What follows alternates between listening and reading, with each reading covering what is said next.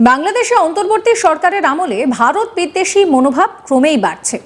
আর বাংলাদেশের প্রধানমন্ত্রী শেখ হাসিনার দেশ ত্যাগ ও পরে ভারতে আশ্রয় নেওয়ার পর থেকে ভারতের বিরুদ্ধে বিদ্বেষ কিন্তু ক্রমেই বাড়ছে।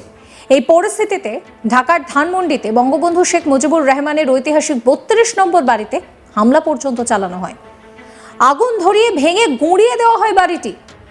বাংলাদেশের ধানমন্ডিতে যখন শেখ মুজিবের বাড়ি ভাঙার কর্মকাণ্ড চলছে, তখন দুই বিচ্ছিন্নতাবাদী মানুষের অনলাইনে ভিডিও কথোপকথন সামনে এসেছে। আসসালামু আলাইকুম প্রিয় দর্শক শ্রোতা, বাংলাদেশ কন্ট্রোল করছে এক হিন্দু ভিলেন। ভারতীয় মিডিয়ায় সেই হিন্দু ভিলেনের নাম প্রকাশ করে দিল। আসলে কি ঘটনা সত্য? বাংলাদেশ কি কন্ট্রোল করছে এক হিন্দু ভিলেন এবং তার এক সহযোগী মিলে? আশা করি সম্পূর্ণ ভিডিও জুড়েই থাকবেন যে ভারতীয় মিডিয়াগুলো কিভাবে বাংলাদেশকে নিয়ে এতটা ন্যাক্কারজনক কথা বলে থাকে। কে সেই হিন্দু ভিলেন এবং তার সহযোগী? চলুন ভিডিওতে বিস্তারিত দেখে আসি। তখন দুই বিচ্ছিন্নতাবাদী মানুষের অনলাইনে ভিডিও কথোপকথন সামনে এসেছে। যিনি ইন্টারভিউ নিচ্ছেন ও সেটি পরিচালনা করছেন তার নাম ইলিয়াস হোসেন, আর যাকে গেস্ট হিসেবে শোতে আনা হয়েছে তার নাম পিনাকি ভট্টাচার্য। এই দুজনেই কিন্তু চূড়ান্ত ভারত বিদ্বেষী বলে পরিচিত। তাদের কথোপকথন থেকেই পরিষ্কার যে তারা ধানমন্ডির ৩২ নম্বর বাড়ি ভেঙে গুঁড়িয়ে দেওয়ার ঘটনাটাকে একেবারে সমর্থন করছেন। উপরন্তু আবার এই যারা হামলা করেছেন তাদের প্রতিনিয়ত নির্দেশ দিয়ে চলেছেন। এই কথোপকথনে শোনা যায় ধানমন্ডি থেকে একজন বলছে যে আমরা বুলডোজার পাচ্ছি না। তখন শোতে থাকা পিনাকি ভট্টাচার্যকে বলতে শোনা যায়, কেন বুলডোজার পাবে না? আমি তো বুলডোজার পাঠিয়েছি। এরপর ধানমন্ডিতে থাকা ওই হামলাকারীকে বলতে শোনা যায় যে একটি বুলডোজার পাওয়া গিয়েছে, কিন্তু সেনা বাধা দিচ্ছে। তখন শোয়ের সঞ্চালক ইলিয়াস হোসেন বলছেন যে সেনা কি করবে? দরকার পড়লে সেনার ওপর দিয়ে বুলডোজার চালিয়ে দাও। সরকার আর সেনা আমাদের হাতে। সেনাকে এই আন্দোলন থামানোর জন্য অধিকার কেউ দেয়নি। আবার পিনাকি ভট্টাচার্যকে বলতে শোনা যাচ্ছে যে সরকার আর সেনা তো আমাদের। বাংলাদেশকে কন্ট্রোল করছে এই দুই হিন্দু ভিলেন। বাংলাদেশে ইউটিউবার ইলিয়াস হোসেন, শোনাবো তার কথা। আপনি কি অবস্থা ওইখানকার সব শেষ পরিস্থিতিটা একটু বলেন। আমরা এখানে প্রায় 50,000 উপরে মানুষ আছে, কিন্তু আমরা এখনো পর্যন্ত বুলডোজার ম্যানেজ করতে পারিনি, যার কারণে আমরা বাড়িটা ভাঙতে পারছি না। এই সাজিদ, বুলডোজার কলা বাগানে আমি তো বুলডোজার পাঠাইছি রে ভাই। আপনারা যান না, একটু সামনে যান। আপনারা একটু যান না, 5-10 হাজার লোক যান, বুলডোজারটা নিয়ে আসেন। ওই যে মিরপুর রোডের ওইখানে দেখেন সেনাবাহিনী থাকলে এদেরকে বুলডোজারের উপর দিয়ে চলে আসবেন। বুলডোজার আমরা একটু আমি বলি, আমরা একটা বুলডোজার ম্যানেজ করেছিলাম, সেটা ঢাকা ইউনিভার্সিটি এই পাশ থেকে একটা ম্যানেজ করা হয়েছে, কিন্তু সেনাবাহিনী বুলডোজারটা আটকিয়ে দিয়েছে আর কি। সেনাবাহিনী কেন? সেনাবাহিনী কে? সেনাবাহিনী কে? আমরা তো 32 নম্বরে আছি, কিন্তু ওই দিকে যারা আছে তারা এখন ওইটা নিয়ে আসতে পারেনি আর কি। আচ্ছা, আপনারা একটু প্রয়োজনে আগে যান, নিজেরা আপনারা একটু আগে যান, তাদেরকে নিয়ে আসেন। সেখানে সেনাবাহিনী বাধা দিলে সেনাবাহিনীর এটা দায়িত্ব দেওয়া হয় না এই সরকারের পক্ষ থেকে যে তারা এটা আটকায় দিবে। আর এখানে কোনো উপদেষ্টারা আমাদেরকে কোনো সহযোগিতা করছে না। এই সিটি কর্পোরেশনে কিছু বুলডোজার আছে, আসিফ মাহমুদ চাইলে আমাদেরকে সহযোগিতা করতে পারতো, কিন্তু তিনি আমাদেরকে কোনো ভাই, ওনাদের সব কাজ তো আর ওনাদেরও তো অনেক কাজ আছে, ওরা তো আর সব কাজ আপনারা এখানে যে করে দিবে না। এখন এই কাজটা আপনারা করেন, যেহেতু বুলডোজার আসছে এবং বুলডোজার। আচ্ছা,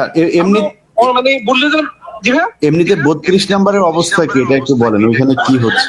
32 নম্বরে বিল্ডিং এর মধ্যে আগুন চালিয়ে দিচ্ছে জনতা, আর এখানে 50,000 উপরে মানুষ আছে আর কি। আচ্ছা সাজিদ ভাই, আচ্ছা আপনি একটু থাকেন আমাদের সাথে আর চেষ্টা করেন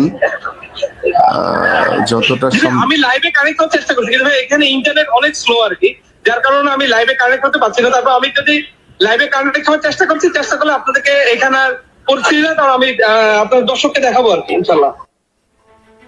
এবার এক নজরে আপনাদেরকে বলি যে কে ইলিয়াস হোসেন এবং পিনাকি ভট্টাচার্য।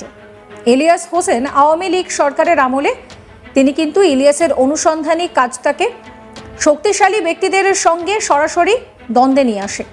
তার প্রতিবেদনে সরকারি দুর্নীতি, জোরপূর্বক গুম, বিচার বহির্ভূত হত্যা এবং ক্ষমতার অপব্যবহারের অভিযোগ তুলে ধরা হয়েছে।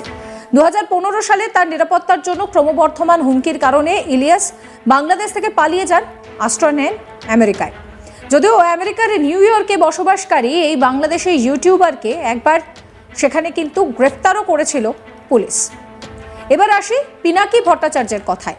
এই পিনাকি ভট্টাচার্য একজন বাংলাদেশি কর্মী, চিকিৎসক, যিনি শেখ হাসিনা এবং তার আওয়ামী লীগ দলীয় নেতৃত্বাধীন সরকারের সমালোচনা করার জন্যই পরিচিত। 1967 সালের 15ই ডিসেম্বর বাংলাদেশে জন্মগ্রহণ করেন পিনাকি। তিনি একটি বাঙালি হিন্দু পরিবারে জন্মগ্রহণ করেন। তিনি বগুড়া জেলার স্কুলের প্রাক্তন স্কুল শিক্ষক এবং সংস্কৃতি সংগঠক শ্যামল ভট্টাচার্যের বড় ছেলে। তার এক ভাই, এক বোন রয়েছে। পিনাকি বাংলাদেশের কমিউনিস্ট পার্টির সাবেক সদস্য হয়ে বামপন্থী রাজনীতির সঙ্গে জড়িত ছিলেন। তিনি যখন রাজশাহী মেডিকেল কলেজের ছাত্র ছিলেন তখন তিনি বাংলাদেশ স্টুডেন্টস ইউনিয়নের রাজনীতিতে জড়িয়েছিলেন এবং 1990 সালের গণ অভ্যুত্থানে যোগ দেন।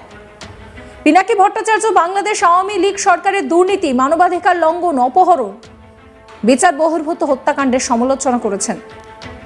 তার পোস্ট এবং টুইটগুলো প্রায় বাংলাদেশের সাবেক ক্ষমতাসীন দল আওয়ামী লীগের সমালোচনা করে। তিনি ফ্রান্সে রাজনৈতিক আশ্রয় দাবি করেন এবং বর্তমানে ফ্রান্সেই থাকেন তিনি। 2024 সালের মে মাসে তিনি ইসি এবং এনআইডি শাখার ওয়েবসাইটে বাংলাদেশি টাকার পরিবর্তে ভারতীয় রুপিতে ফি দেখানোর জন্য গুজব ছড়ানোর জন্য সমালোচিত হন। 2025 সালের ফেব্রুয়ারিতে তিনি তার অনুসারীদের ধানমন্ডির 32 নম্বর বাড়িটি ভেঙে ফেলার জন্য উৎসাহিত করেছিলেন। আপনাদেরকে আরো একবার শোনাবো এই পিনাকি এবং ইলিয়াস তারা কি বলছেন। তারা বলছেন যে সরকার, সেনা আমাদের হাতে, বুলডোজার দিয়ে গুড়িয়ে দাও শেখ মুজিবের বাড়ি। শুনুন। আপনি কি অবস্থা ওইখানকার সব শেষ পরিস্থিতিটা একটু বলেন। ইলিয়াস ভাইয়া, আমরা এখানে প্রায় 50,000 উপরে মানুষ আছে, কিন্তু আমরা এখনো পর্যন্ত বুলডোজার ম্যানেজ করতে পারিনি, যার কারণে আমরা বাড়িটা ভাঙতে পারছি না। এই সাজিদ, বুলডোজার কলা বাগানে আমি তো বুলডোজার পাঠাইছি রে ভাই। আপনারা যান না, সামনে যান, আপনারা একটু যান না, 5-10 হাজার লোক যান, বুলডোজারটা নিয়ে আসেন। ওই যে মিরপুর রোডের ওইখানে দেখেন সেনাবাহিনী থাকলে এদেরকে বুলডোজারের উপর দিয়ে চলে আসবেন। বুলডোজার আমরা একটু আমি বলি, আমরা একটা বুলডোজার ম্যানেজ করেছিলাম, সেটা ঢাকা ইউনিভার্সিটি এই পাশ থেকে একটা ম্যানেজ করা হয়েছে, কিন্তু সেনাবাহিনী বুলডোজারটা আটকিয়ে দিয়েছে আর কি। সেনাবাহিনী কেন? সেনাবাহিনী কে? সেনাবাহিনী কে?